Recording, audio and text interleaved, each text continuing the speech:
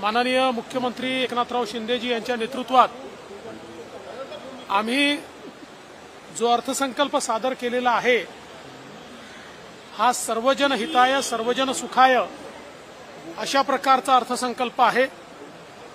विशेषतः शेतकऱ्यांना मोफत वीज देण्याचा जो निर्णय घेतलेला आहे हा ऐतिहासिक निर्णय आहे आणि हा निर्णय घेत असताना पहिल्यांदा त्याची पूर्वतयारी आम्ही केली। गेल्या 1 वर्षामध्ये जवळपास 9000 त्या ठिकाणी मेगावॅटचे फीडर्स हे सोलरवर आणण्याचे वर्क ऑर्डर आम्ही दिले आणि त्याचं काम सुरू केलं। 18 महिन्यात ते काम पूर्ण होणार आहे आणि उरलेले जे 6000 मेगावॅटचे फीडर्स आहेत तेही पुढच्या 3 महिन्यामध्ये त्याचे वर्क ऑर्डर आम्ही देऊ। त्याचा परिणाम असा